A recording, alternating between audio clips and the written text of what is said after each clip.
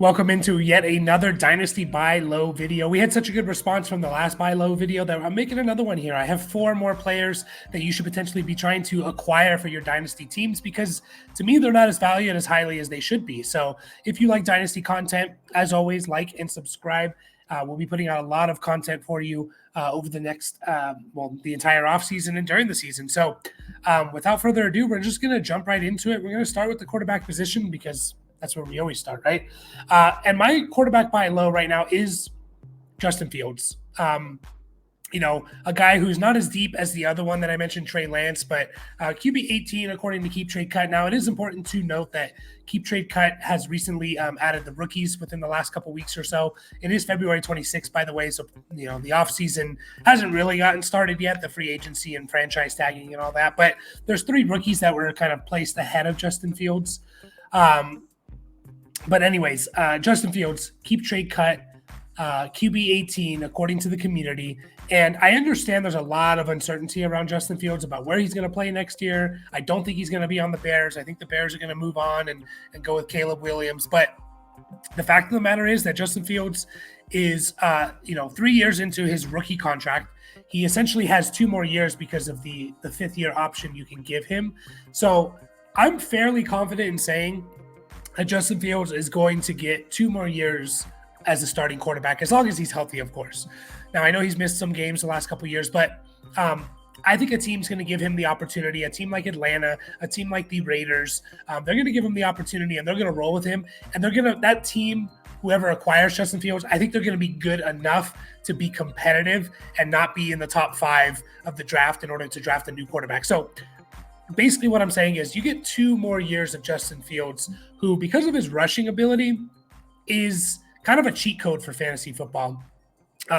Over the last 2 seasons, so 2022 and 2023, there's only been 7 quarterbacks to put up 20 or more points in a season, fantasy points per game in a season, and that's 4 points per passing touchdown, and one of them's Justin Fields. We have Jalen Hurts, Patrick Mahomes, Josh Allen, Joe Burrow, Lamar Jackson, Dak, and of course, Justin Fields. So he's kind of an elite company there. He can put up a crooked number. Just in 2022, where Fields played, I think, all but 2 games, he was the QB6, and he averaged over almost 20.5 points per game. To start the year in 2023, he was QB5, or QB3 maybe. QB3 or QB5 to start the year in 2023, the first 5 weeks before he got hurt, and it kind of derailed his season. I think he missed like 4 games. The fact of the matter is that if Justin Fields is starting for a team, which again, I'm fairly confident he will be over the next 2 years as long as he's healthy, he's going to be easily a top 10, top 12 fantasy quarterback, in my opinion. It doesn't matter what he does through the passing game. The passing game stuff is kind of just extra with him. So if you look at 2022, again, where he finishes QB6, he threw for 2,250 yards and 17 touchdowns. Mediocre numbers, but he ran for 1,000 yards. So I just really think if you want to acquire Justin Fields for potentially a late first-round pick in the 2024 draft, if you want to tier down, Justin Fields is in the tier as guys like Tua, Brock Purdy, Trevor Lawrence. He's right there ranked back-to-back with Jared Goff. If you want to send one of those players, grab Justin Fields and a piece. I think that's kind of the way to go because, again, just fairly confident. And, he could go to a better situation. If he goes to the Falcons, that could be a way better situation than what he had with the Bears. He gets to throw the ball to Drake London and Kyle Pitts and hand the ball off to Bijan Robinson, throw the ball to Bijan Robinson. You have Zach Robinson there from the Rams, who could potentially be the best offensive coordinator he's ever had. So I just really like Justin Fields in terms of the next 2 years, returning value as the QB 18 as long as he's healthy. So, and again, Dynasty football, we obviously have to look long-term, but I think sometimes we make the mistake of looking too far long-term. So much can change in 2 years. So if I know that I'm getting a potential top 12 quarterback for 2 years and I can buy him for like closer to a QB2 price, I'm going to do that. So let me know in the comments what you think about that. But we will move on to the running back position, and my graphic for Devin Singletary, I made him a little bit too big, so sorry about that. But Devin Singletary is my running back by low. I had Antonio Gibson on the other video. Still believe in that. I still like the idea of acquiring Antonio Gibson. And here we have Devin Singletary, who is, according to the Keep Trade Cut, which is community-based, he is running back 46. A little fun fact about Devin Singletary: he's led his team in rushing yards for 5 straight years. I was trying to think, like, how many running backs can say that since 19, 20, 1, 2, 3. So since 2019, how many running backs have led their team in rushing yards? And there's probably only a handful. The guys like Derrick Henry come to mind. Maybe like I don't know, man. There's Joe Mixon, maybe. So there's only a handful of guys. So obviously he hasn't been this amazing, 1,200 yard rusher or anything like that, but he's been kind of solid the last couple years. 2021, he was RB20. 2022, he's RB24. Last year in 2023, from when weeks 10 on, when they started to give him the ball, that he kind of won the job over Dameon Pierce. He was the RB9 from weeks 10 to 18. So that's a pretty good sample size, in my opinion. We're not talking about a 3-game stretch. We're talking about 8-9 games there where he was a top 10 running back. So I like the idea of potentially buying Devin Singletary at the RB46 price. And essentially what that means, if you type it into a trade calculator, is like you can get Devin Singletary for, I believe, a 3rd round pick, like the 303 in this year's draft. And I'll do that happily. I understand that he's a free agent, so there's some uncertainty there about where he's going to go. But I honestly think the most likely spot for him is the Texans. He did so well with the Texans. They have enough cap space to go out and buy some players. I don't know if they want to invest a lot of capital or money into running backs. They can get him pretty cheaply, and I think he just fits their system kind of perfectly. So you look at his stats from week 10 on, and he was on pace for 1,300 yards, 40 catches, and almost 300 yards receiving, and 8 touchdowns. So those are some major numbers, in my opinion. Add to all of that, this is not a strong running back class. So, I think these running back free agents, and there's quite a few of them, I think they're going to be pretty highly coveted because the team's going to need someone because they know they're not going to be able to maybe find a running back in the draft class. So I like Devin Singletary. I think there's a really good chance he goes back to the Texans or even another good, spot. And the guys just beat out kind of everyone that's tried to, he beat out James Cook in his last year in Buffalo, and he was just the better running back. He beat out Zach Moss. He beat out Dameon Pierce. So I think he's just a solid running back, and we've never seen him get an entire workload. But we've seen stretches where, like, if you extrapolate it to a 17-game season, it's going to put up really good numbers. So hopefully he goes back to the Texans. I think he's just a sneaky buy low right now. Again, I'll happily trade an early to mid 3rd round pick in the 2024 draft, acquire a running back like Devin Singletary, or even get him as a throw-in piece if, I want to tear down and say, oh, can you throw in Devin Singletary to kind of seal the deal? And he could be one of those guys where you look at the end of the year and say, oh yeah, he was top 15. Running back position is so volatile in terms of how we finish year to year. So I really like the idea of grabbing Devin Singletary. Next up here, and sorry if it looks like I'm crying, I am a little sick, but I decided I got to make this video and put out content for you guys. So hopefully it doesn't look too bad.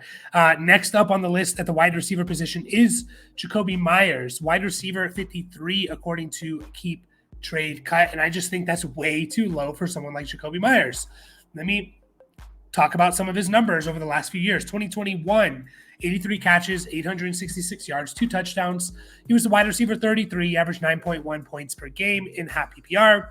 2022, 67 catches, 800 yards, 6 touchdowns, was the wide receiver 28. And he missed 4 games, by the way. He averaged 10.5 points per game in half PPR, which was more than in 2022, more than players like Michael Pittman, Christian Watson, Garrett Wilson, and DJ Moore. So, he was better than guys like that we consider, we highly rank these guys and consider them to be difference makers at the wide receiver position. And then last year, 70 catches, 800 yards, 8 touchdowns, was the wide receiver 24, averaged almost 11.5 half PPR points per game. So, and if you think about the quarterbacks he's had over those last 3 years, Mac Jones, Bailey Zappi, Brian Hoyer, Jimmy G, Aiden O'Connell, like, he has not had a great quarterback, and he's just been a solid player. Now, again, I'm not saying Jakobi Meyers is going to be a top 12 wide receiver or even top 20 maybe, but I do think you're going to get a solid wide receiver 3 here who has a little bit more potential to be maybe top 24. And that's just not where he's being valued. Wide receiver 53, again, basically saying that he's a wide receiver 5. And I just think that's a little disrespectful for him. And according to Keep Trade Cut, you can kind of get him for a late second, early third in this year's draft. And I just think about the Raiders. There's a chance, there's rumors that they're going to trade Devontae Adams. I don't think they are going to. And even if they don't, that's fine for Jacoby Myers. Who else is there on the Raiders right now? We have, Hunter Renfrow, who might be a free agent anyways. But, I'm not really worried about like a guy like Hunter Renfrow. Trey Tucker is there, and he's a solid player, but I think he kind of fits a role as more of a deep threat, in my opinion. So Jacoby Myers, to me, is going to be the wide receiver 2. He's going to catch 70 balls at least. He's going to catch 800 yards, and he's going to get, anywhere from 5 to 7 touchdowns, in my opinion. And that's not even factoring in, like, what if the Raiders upgrade at quarterback? What if they get the best quarterback that Jacoby Myers has ever had? Whether that's Russell Wilson, which, isn't saying much, but it's better than what he's played with before. Russell Wilson, do they get Justin Fields? Do they trade up in the draft and get like a Jaden Daniels or a Drake May? Do they sit in the draft where what are they drafting, like 11th or 12th or right there, and they get a guy like a Bo Nix or a JJ McCarthy? What if they just upgrade, get a better quarterback? I think there's a really good chance they do. And we're looking at a team who potentially is going to be throwing the ball more. It's going to be more efficient on offense, and that's going to help Jacoby Myers. So I just think it's a little crazy for Jacoby Myers to be rated this low, in my opinion. He's not like he's old. I think he just turned 27. Yeah, in November. So he'll be 27 for the majority of the season. So he still has a couple years left, I believe. I believe his contract is still going to keep him on the Raiders for a couple more years. So I just like the idea of potentially acquiring Jacoby Myers, again, as a tear down, as a throw-in, maybe even as like an early third-round pick, and I can use him to be like my wide receiver 3, or even just like a spot starter during bye weeks to kind of expand my bench a little bit. And I know he's not a sexy name. People don't like him, but Jacoby Myers has been really good the last not really good, but he's been solid the last 3 years, and he hasn't finished lower than wide receiver 33. And again, he's had a couple seasons where he's been in the top 24 per game. So Jacoby Myers is my buy low for the wide receiver position. And the last one is Pat Freiermuth for the tight end position. Tight end 17, according to Keep Trade Cut. He's kind of really fallen since last year. Now, if you listen to these videos, any of my videos, you kind of know how I feel about the tight end position in general.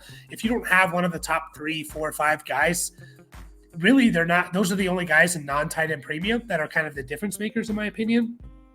The difference between like a wide tight end 7 and tight end 15 every year is not a whole lot per game. Maybe it's a point, a half a point, maybe a point and a half. But in terms of giving you wins and helping you win matchups, it's not really making that much a difference. You go look at tight end 7 every year, and they're averaging like 8.5 points per game. And you go look at tight end 15 and say, he's averaging 7 points per game. It really doesn't make a difference. So I'm fine with, if someone really covets one of my tight ends that I have, a Jake Ferguson, a Cole Kmet, an Evan Ingram, a Luke Musgrave, I'm fine with tearing down and grabbing a guy like Pat Freiermuth. So I'm fine with rolling as him as my tight end. If I don't have a difference maker tight end, to me, Pat Freiermuth could be the tight end 7 next year. So again, the Steelers could be another situation where they upgrade their quarterback situation, whether it's Russell Wilson, someone in the draft, Justin Fields, I don't know, but they could be upgrading it. And then Arthur Smith as the offensive coordinator. I think we got to recognize that he tends to use tight ends heavily in his offense. Jonnu Smith there at Tennessee for a year or two was pretty good with him. Kyle Pitts' first year in Atlanta with Arthur Smith. I know Kyle Pitts has kind of been a disappointment, but also if you look at last year and you look at Jonnu Smith and Kyle Pitts, and you kind of combine their numbers, I think they were both top 15 tight ends. So you combine that into one and you get like a stud tight end. So hopefully that's kind of what they do in Pittsburgh. They kind of utilize Pat Freiermuth as the guy, and he has just a solid season. It wasn't that long ago, 2022, where we saw him catch almost 65 passes and over 700 yards. That's good for a tight end, so we get some positive touchdown regression. And we're looking at, again, easily a top 10 tight end. And again, if people love Jake Ferguson and I can trade Jake Ferguson, get Pat Freiermuth and a second round pick, I'm going to happily do that because if you were to tell me next year that Pat Freiermuth has a better season points per game than Jake Ferguson, I'm not going to say, no, that's impossible, right? Like, or if they finish kind of right next to each other, I'm not going to say that's impossible. Is it likely? Maybe not, but is it possible? Of course. So that's where I'm at with the tight end. So again, 4 buy lows for you guys. Justin Fields at the quarterback position, Devin Singletary at the running back position, Jacoby Myers at the wide receiver position, and Pat Freiermuth at the tight end position.